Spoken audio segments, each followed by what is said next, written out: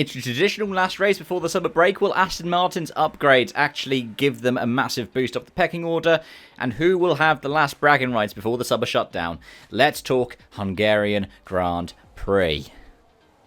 And the historic Hungaroring will be playing host to F3, F2 and Super Cup in support of F1 this weekend. The schedule starts as follows. I'll give local time, and then for the F1 sessions I'll also give British summer time, because I know a lot of you viewers are over here in the UK. So F3 kicks things off at 9:55 local time on Friday with their practice. F2's practice is at 11:05 local. And then we have F1 FP1, 1:30 PM local time, 12:30 PM UK time before F3 qualifying at 3 PM local. F2 qualifying follows that at 3:55 local. F1 FP2, 5 PM local, 4 PM UK. Super Cup rounds out the Friday action at 6:30 PM for their 45-minute practice session. Saturday starts off at 10 o'clock local with the F3 sprint. Then it's Super Cup qualifying at 11:20 local. At 12:30 PM local, 11:30 AM UK time, you've got F1 FP3, followed by the F2 sprint at 2:15 local time. The last on-track action for the day will be F1's qualifying session, 4 PM local time, 3 PM UK. Then Sunday kicks off with the F3 feature. Early start, 8:40 AM local.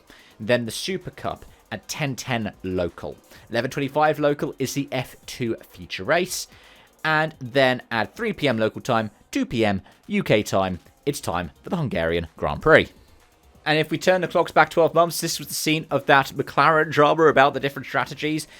Even though Leclerc was on pole, he ends up down in 4th at the end of the race. George Russell was 3rd, Oscar Piastri 2nd, Lando Norris 1st. Now, this was the one where Lando pulled off a strategy that wasn't available to Oscar because Lando had to go at it on the fly. It caused so much drama, and the whole Pyre rules controversy that had been firing away for most of the season, it got to an absolute boiling point here. But yeah, Norris took the win from Piastri, then it was Russell, Leclerc, and then Alonso in 5th. Top 10 being rounded out by Bortoleto, Stroll, Lawson, Verstappen, and then Antonelli.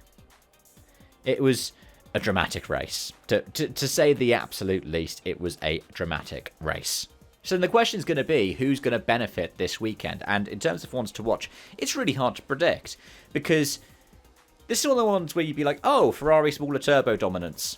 But remember Austria. Now, yes, Austria altitude, that did kind of negate that. But at the same time, Ferrari Silverstone and Lewis winning in Barcelona, it's very hard to predict a trend for this. Verstappen could full well perform quite well. He's been good at the Hungaroring over the years. And in addition to that, Red Bull, strongest ICE according to Adaway. So we can expect Verstappen to be up at the front. I think we can expect Ferrari to be up at the front. And obviously we could expect Mercedes, potentially even McLaren as well, to be up at the front in this chasing pack.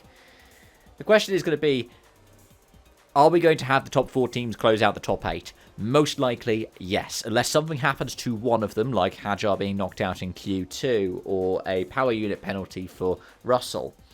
I reckon the top 8 on the grid is quite likely going to be the top 4 teams. And then 9th and 10th could be, I don't know, a Racing Bulls or an Audi or a Williams, or it could be an Alpine. I honestly don't know who it could be. It's going to be a really hard one to predict. But this goes into the kind of fountain of knowledge that we've been building up over the course of this year. Who could it really be? Let me know your thoughts in the comment section down below, yeah? And I'm actually going to leave it there for this video. Thank you so much for watching and joining. Thank you for your continued support. Hope to see you potentially Sunday, potentially Monday, when we sit down and we review the Hungarian Grand Prix.